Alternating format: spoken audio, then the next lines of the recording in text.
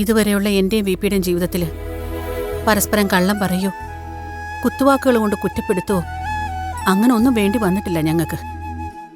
എനിക്കാണ് ഇപ്പൊ മിനിറ്റിന് നിനക്ക് വേണ്ടി കള്ളം പറയേണ്ടി വരുന്നത്. ഉള്ളിൽ കരഞ്ഞോണ്ട് ആ മനുഷ്യന്റെ മുന്നിൽ സന്തോഷം അഭിനയിക്കേണ്ടി വരുന്നത്.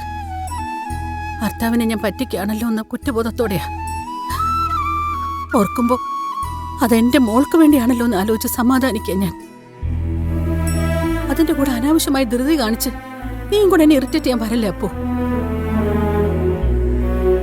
ശരി, ഞാൻ ഒന്നിനും വരുന്നില്ല. ഒരു കാര്യം മാത്രം എനിക്ക് അറിഞ്ഞാൽ കൊള്ളാം. അച്ഛന്റെ നിലപാട് എന്താണെന്ന് വ്യക്തമായി അറിയാൻ ഞാൻ എത്ര നാൾ വെയിറ്റ് ചെയ്യണം? അതിനും ഞാൻ തയ്യാറാ. പക്ഷെ എനിക്ക് വേണ്ടി അമ്മ ഒരു ഉപകാരം ചെയ്യണം. അച്ഛൻ ചെന്നൈയിൽ നിന്ന് തിരിച്ചെത്തുന്നതിന് മുമ്പ് അമ്മ എന്റെ കൂടെ ഒരാളെ കാണാനെന്ന് വരണം. ആരെയാ ഞാൻ കാണേണ്ടത്? ഡോക്ടർ അരവിന്ദ് കുമാറിനെ. അമ്മ വന്ന് ഡോക്ടറോട് നേരിട്ട് സംസാരിക്കും. അപ്പൊ മനസ്സിലാവും ഞാൻ ഈ ധൃതി പിടിക്കുന്നത് എന്തിനു വേണ്ടിയാണെന്ന്. അമ്മ പേടിക്കണ്ട. അമ്മ എൻ്റെ ഒപ്പം വരുന്നതും ഡോക്ടറെ കാണുന്നതും ഒന്നും അച്ഛനറിയില്ല. അതുകൊണ്ട് അച്ഛനിവിടെ ഇല്ലാത്ത ദിവസം തന്നെ ഡോക്ടറെ പോയി കാണാമെന്ന് ഞാൻ പറഞ്ഞത്. നാളെയോ മറ്റന്നാളോ ഡോക്ടറിന്റെ സൗകര്യം നോക്കി ഞാൻ അപ്പോയിന്റ്മെന്റ് ഫിക്സ് ചെയ്യാം. എന്തു പറയുന്നു?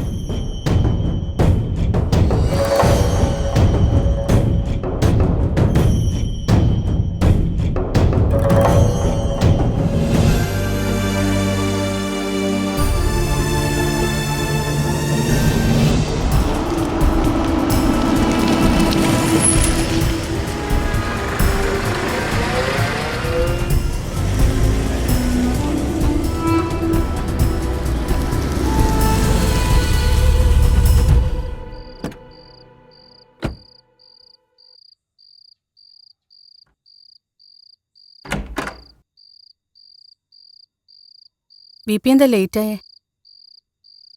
ഓഫീസിൽ നിന്ന് ഇറങ്ങാൻ വയ്യേ. ഒരു സൂം മീറ്റിംഗ് ഉണ്ടായിരുന്നു ചെന്നൈയിലെ ടീമുമായിട്ട്. എന്തു പറ്റി? എന്താ ആകെ ഡള്ളായിട്ടിരിക്കുന്നേ? ഏയ് ഒന്നുമില്ല. നാളെ എപ്പോഴാ പോകുന്നേ? എവിടേക്ക്? അത് കൊള്ളാം. എവിടേക്കാന്നോ? നാളെയല്ലേ സെമിനാറിൽ പങ്കെടുക്കാൻ വിപിക്ക് ചെന്നൈക്ക് പോകേണ്ടത്? ഓ അതോ, ആ യാത്ര ക്യാൻസൽ ചെയ്തു. ക്യാൻസൽ ചെയ്തെന്നോ? എന്തു പറ്റി? ഓർഗനൈസേഴ്സിന് എന്തൊക്കെയോ അസൗകര്യം. അതുകൊണ്ട് ഞാൻ പങ്കെടുക്കേണ്ട സെഷൻ പോസ്റ്റ്പോൺ ചെയ്തു. ഈശ്വര, അത് കഷ്ടായിപ്പോയല്ലോ. വിപി ഒരുപാട് ആഗ്രഹിച്ചതല്ലേ? നമ്മൾ ആഗ്രഹിക്കുന്ന തന്നെ എപ്പോഴും നടക്കണമെന്നില്ലല്ലോ. ഒരു കണക്കിന് അത് ക്യാൻസലായത് തന്നെ നന്നായത്. അതെന്താ? ഏയ് ഒന്നുമില്ല. ഇവിടുന്ന് മാറി നിൽക്കാൻ മെന്റലി ഞാൻ ഒട്ടും പ്രിപ്പയർഡ് അല്ലായിരുന്നു. ഏതായാലും അവരായിട്ട് തന്നെ അതിനൊരു അവസരം ഉണ്ടാക്കിയല്ലോ. നമ്മുടെ മോള് ക്ലാസ് കഴിഞ്ഞ് വന്നോ ഗീതേ? അപ്പോ ഒന്ന് നേരത്തെ വന്നു. അതെന്താ, ഇന്ന് കോളേജ് ക്ലാസ് നേരത്തെ കഴിഞ്ഞോ? എന്തോ ഞാൻ ചോദിച്ചില്ല. എന്നാ ഞാൻ ചോദിക്കാം, താൻ അവളെ ഒന്ന് വിളിക്ക്. എന്താ വിപി? ഒന്നുമില്ലടോ, കോളേജിൽ പോയി തുടങ്ങിയതിന് ശേഷം അവളോടൊന്ന് നേരാവണ്ണം സംസാരിക്കാൻ പറ്റിയിട്ടില്ലല്ലോ. അതുകൊണ്ട് കുറച്ചു നേരം സംസാരിക്കാമെന്ന് വിചാരിച്ചു, അത്രേ ഉള്ളൂ. താൻ പോയി അവളോട് ഞാൻ വിളിക്കുന്നു പറയാം.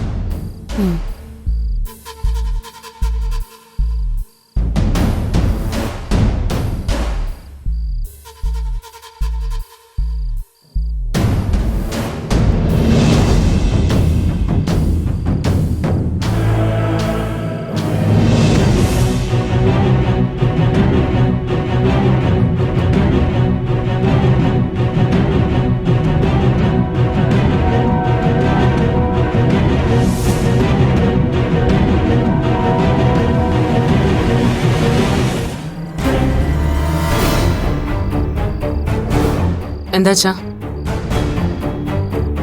മോളിന്ന് നേരത്തെ വന്നെന്ന് അമ്മ പറഞ്ഞു. എന്തു പറ്റി? ക്ലാസ് കട്ട് ചെയ്ത് പോന്നോ? അല്ല, ലാസ്റ്റ് 2 hour ക്ലാസ് ഇല്ലായിരുന്നു. ഓ, അതുകൊണ്ട് നേരത്തെ പോന്നല്ലേ? കണ്ടോ ഗീത, ഇവള് മിടുക്കിയാണ്. ക്ലാസ് ഇല്ലെങ്കിലും ക്യാമ്പസിൽ ചുമ്മാ ചുറ്റിത്തിരിഞ്ഞ് നടക്കാതെ നേരത്തെ വീട്ടിൽ വന്ന് കണ്ടില്ലേ? അങ്ങനെ വേണം നല്ല കുട്ടികൾ. ഗുഡ്. പിന്നെ കോളേജിലെ ക്ലാസ് ഒക്കെ എങ്ങനെ പോകുന്നു? അവിടെ വേറെ ഇഷ്യൂസ് ഒന്നുമില്ലല്ലോ? ഇല്ല. മാള് ക്ലാസ്സിൽ വരാറുണ്ടോ? ഉണ്ട്. നിങ്ങൾ തമ്മിൽ സംസാരിക്കാറുണ്ടോ? ഇല്ല. Very good. അങ്ങനെ വേണം. പിന്നെ രണ്ടും കൂടി നിനക്ക് മാനേജ് ചെയ്യാൻ പറ്റുന്നുണ്ടോ? രണ്ടും കൂടിയോ? അല്ല, ഈ പഠിത്തവും ജോലിയും കൂടി ഒന്നിച്ചു കൊണ്ടുപോകാൻ പറ്റുന്നുണ്ടോന്ന്?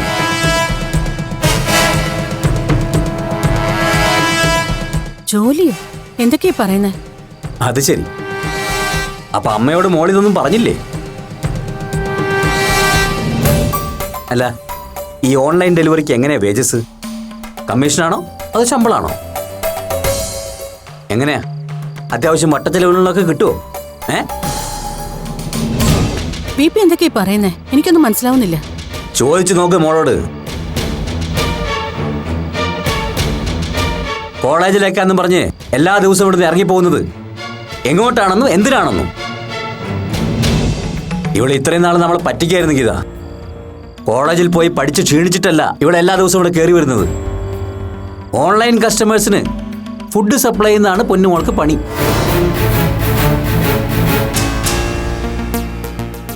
ചോദിച്ചു നോക്ക്.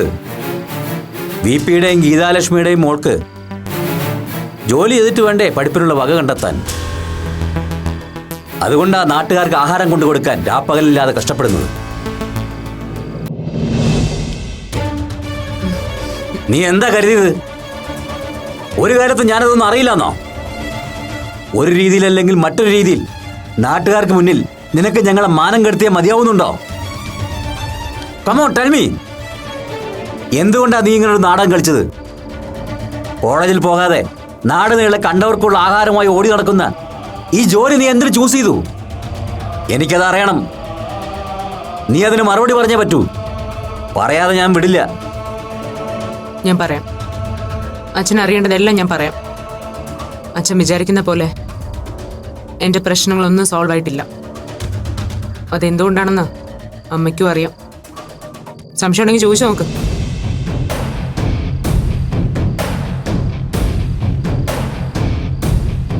സത്യമാണോ ഇവളീ പറയുന്നത്? ഇതാ ഞാൻ തന്നോടാ ചോദിച്ചത്. സത്യമാണ്. അപ്പു എന്തുകൊണ്ടാണ് കോളേജിൽ പോവാത്തതെന്ന് എന്നോട് നേരത്തെ പറഞ്ഞിരുന്നു. അതിന്റെ കാരണം എന്താണെന്ന് ഞാൻ പറഞ്ഞുതരാം. കൊള്ളാം. താനും എന്നെ ചതിക്കുമായിരുന്നല്ലേ? അസലായി. സന്തോഷായി.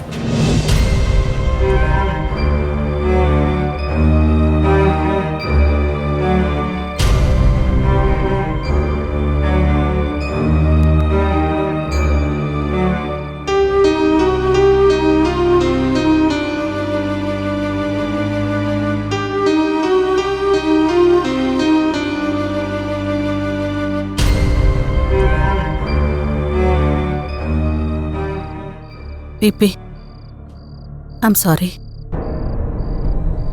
VP ഒന്നും അറിയിക്കാതിരുന്നത് തെറ്റ് തന്നെയാ. എന്നോട് ക്ഷമിക്ക. വേണ്ട ഗീത. ഇനി ഈ ക്ഷമ പറച്ചിൽ നാടകത്തിനൊന്നും ആവശ്യമില്ല നമ്മൾ തമ്മിൽ. എല്ലാം എനിക്ക് മനസ്സിലാവുന്നുണ്ട്. ഇത്രയും നാൾ സന്തോഷത്തിലും സങ്കടത്തിലും നിഴല് പോലെ ഒരാൾ കൂടെ ഉണ്ടാവുമെന്ന് ഞാൻ വിശ്വസിച്ചു. ആ വിശ്വാസം വെറും ഒരു വ്യാമോഹമായിരുന്നെന്ന് ഇന്നെനിക്ക് ബോധ്യമായി. ഒപ്പം നിന്ന് എൻ്റെ ഭാര്യ എന്നെ ചതിക്കുകയായിരുന്നു. എന്തിന് താനത് ചെയ്തു എന്ന് എനിക്കറിയില്ല. ഇനിയോട്ട് അറിയണമെന്നുമില്ല. എൻ്റെ ഭാര്യയും ഇത്രയും നാളെ എന്നെ വഞ്ചിക്കുകയായിരുന്നു എന്നുള്ള സത്യത്തോട് മനസ്സുകൊണ്ടൊന്ന് പൊരുത്തപ്പെടാൻ ശ്രമിക്കുക ഞാൻ. പോയിക്കോ. ഇനിയൊരു എക്സ്പ്ലനേഷൻ എനിക്ക് കേൾക്കണമെന്നില്ല. ഇല്ല. എന്തുകൊണ്ടാണ് ഞാൻ അങ്ങനെ ചെയ്തതെന്ന് എനിക്ക് പറയണം. എനിക്കത് പറഞ്ഞേ പറ്റൂ. ഈ പ്രശ്നങ്ങൾക്ക് ശേഷം അപ്പോ ആദ്യമായിട്ട് കോളേജിൽ പോയ ദിവസം VPക്ക് ഓർമ്മയുണ്ടോ? അന്ന് VP ഹോസ്പിറ്റലിൽ അഡ്മിറ്റായ ദിവസം.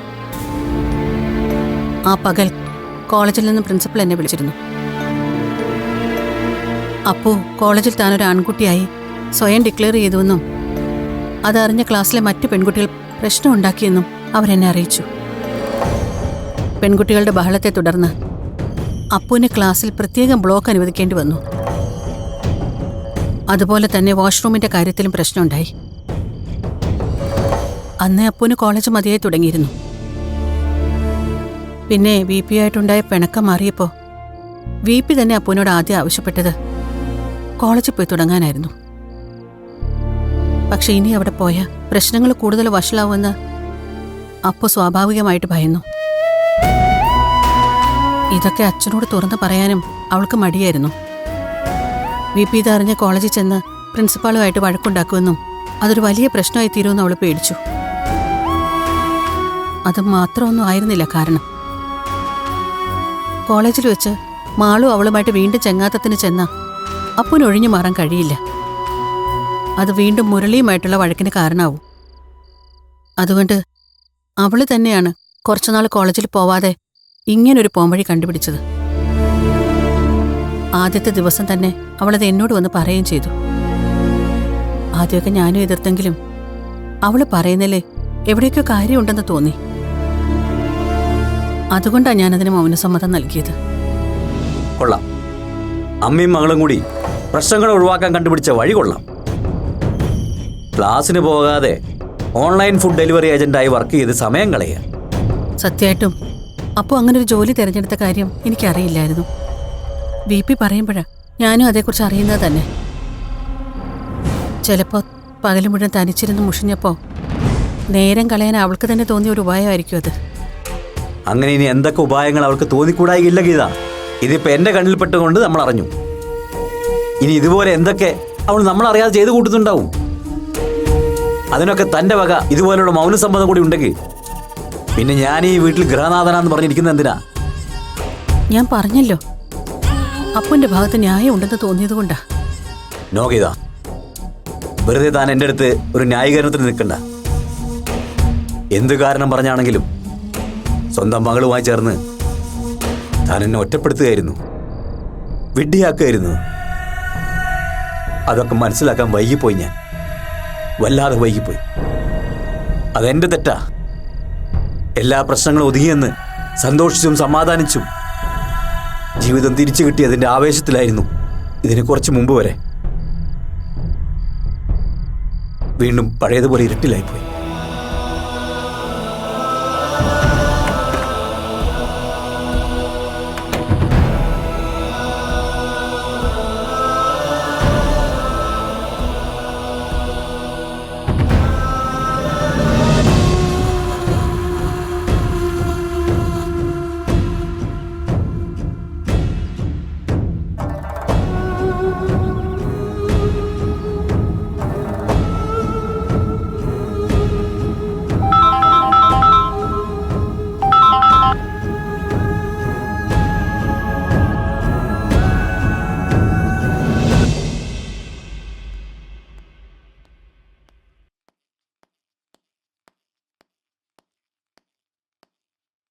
അച്ഛനോട് പറഞ്ഞില്ലേ ഡോക്ടറെ കാണാൻ പോകുന്ന കാര്യം?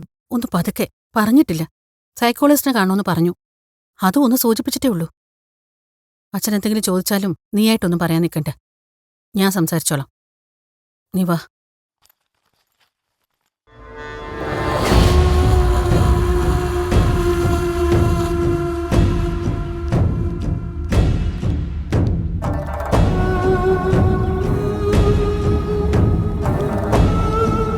എങ്ങോട്ടാ രണ്ടുപേരും കൂടി? ഒന്ന് പുറത്തു പോണം. അത് മനസ്സിലായി. അതെങ്ങോട്ടാണെന്നാ ചോദിച്ചത്? അപ്പുവിന്റെ ഡോക്ടർ ആ സൈമണെ ഒന്ന് കാണണം. പിന്നെ വേറെ ഒന്ന് രണ്ട് കാര്യങ്ങളുണ്ട്. അതെന്താ ഈ വേറെ ഒന്ന് രണ്ട് കാര്യങ്ങൾ? മോൾക്ക് അമ്മയുടെ റെക്കമെൻഡേഷനിൽ വേറെ ഏതെങ്കിലും ഏജൻസിയിൽ ജോലി വാങ്ങിച്ചു കൊടുക്കാന്ന് പറഞ്ഞിട്ടുണ്ടോ? വി പി എന്താ ഇങ്ങനെയൊക്കെ സംസാരിക്കുന്നേ? പിന്നെ ഞാൻ എങ്ങനെ സംസാരിക്കണം? ഒപ്പം ജീവിച്ചുകൊണ്ട് ഒളിക്കാനും മറയ്ക്കാനും നോക്കുന്നവരോട് ഇങ്ങനെയൊക്കെ സംസാരിക്കാൻ എനിക്കറിയൂ. അമ്മയും മകളും കൂടി രഹസ്യമായ ഓരോ തീരുമാനങ്ങൾ എടുക്കുക, അത് നടപ്പാക്കുക. നമ്മൾ വെറും കാഴ്ചക്കാരൻ. ആര് തനിച്ച് തീരുമാനം എടുക്കുന്നെന്നാ വി പി പറയുന്നത്? ഡോക്ടർ സൈമണെ കാണാൻ പോകുന്ന കാര്യം ഞാൻ ഇന്നലെ രാത്രിയിൽ സൂചിപ്പിച്ചല്ലേ. എന്നിട്ടാണോ വി പി ഇങ്ങനെയൊക്കെ പറയുന്നത്? ശരി, എന്നാൽ രണ്ടുപേരും ഒന്ന് വെയിറ്റ് ചെയ്യും. ഞാനും കൂടി വരാം. നമുക്ക് 3 പേർക്കും കൂടി ഡോക്ടറെ അടുത്ത് പോവാം. എന്താ? അതിന്റെ ആവശ്യം എന്താ വി പി? ഞങ്ങൾ മാത്രം പോകുന്നോണ്ട് എന്താ പ്രശ്നം? എന്താ ഞങ്ങൾ വിശ്വാസമില്ലേ? വിശ്വസിക്കണം എന്നൊക്കെ ആഗ്രഹമുണ്ട്. പക്ഷേ പിന്നെന്താ ഒരു പക്ഷേ? ഒരു കാര്യം ചെയ്, അത്രയ്ക്ക് വിശ്വാസം ഇല്ലെങ്കിൽ വി പി ഞങ്ങളെ ഫോളോ ചെയ്യാം. എന്നിട്ട് സംശയാലുക്കളായ ചില ഭർത്താക്കന്മാരെ പോലെ ഞങ്ങൾ എവിടേക്കാണ് പോകുന്നത്, ആരോടൊക്കെയാണ് സംസാരിക്കുന്നത് എന്ന് ഒളിച്ചും പതുങ്ങി നിന്ന് കണ്ടുപിടിക്കാം. എന്നിട്ട് അതിൻ്റെ പേരിൽ നമുക്കിവിടെ വരുമ്പോൾ അടിയും വഴക്കും ഉണ്ടാക്കാം. അങ്ങനെ ഒന്നടക്കം ഒരു സൈക്കോ ഫാമിലി ആക്കാം. കുറച്ചുകൂടെ ഗ്രേഡ് കൂടിയ ഒരു ഡോക്ടറെ അടുത്ത പ്രാവശ്യം മുതൽ നമുക്ക് ഒരുമിച്ച് കൺസൾട്ട് ചെയ്യാം. എന്താ? താനെന്താ എന്നെ പരിഹസിക്കുകയാണോ? പിന്നെ ഞാൻ എന്താ പറയേണ്ടത്? അപ്പോ നീ ചെന്ന് വണ്ടി എടുക്ക്, ഞാനിപ്പോ വരാം.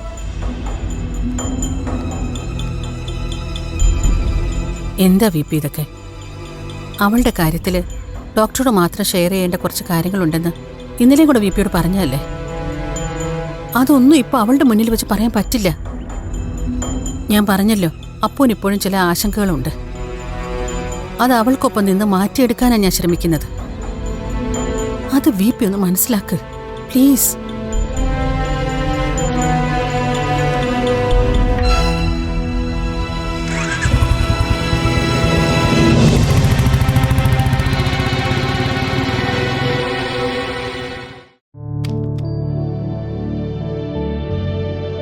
സാധാരണ കേസുകളിൽ അപൂർവയെ പോലുള്ളവർക്ക് അവരുടെ പാരൻസിന്റെ ഭാഗത്തു നിന്ന് ഈ ഒരു സപ്പോർട്ട് കിട്ടാറില്ല എന്നതാണ് വാസ്തവം.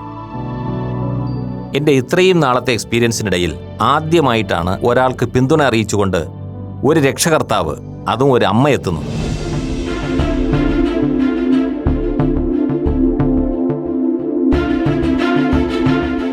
അതിന് മിസസ് ഗീതാലക്ഷ്മിയെ ആദ്യമേ ഞാൻ അഭിനന്ദിക്കട്ടെ. ഡോക്ടർ, പക്ഷെ എനിക്ക് മാത്രമായിട്ട് ഈ കാര്യത്തിലൊരു തീരുമാനം എടുക്കാൻ പറ്റില്ല.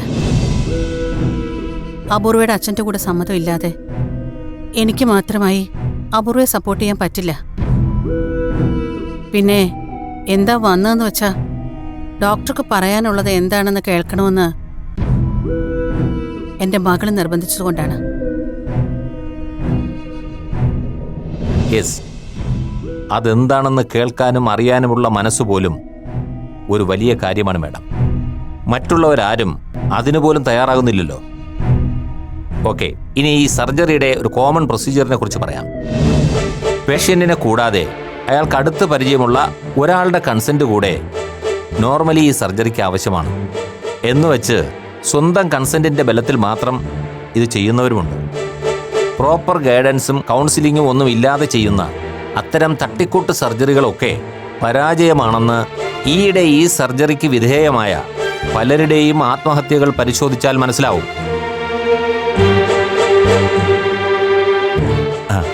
ഞാൻ മേഡത്തെ ഭയപ്പെടുത്താൻ പറഞ്ഞതല്ല കേട്ടോ.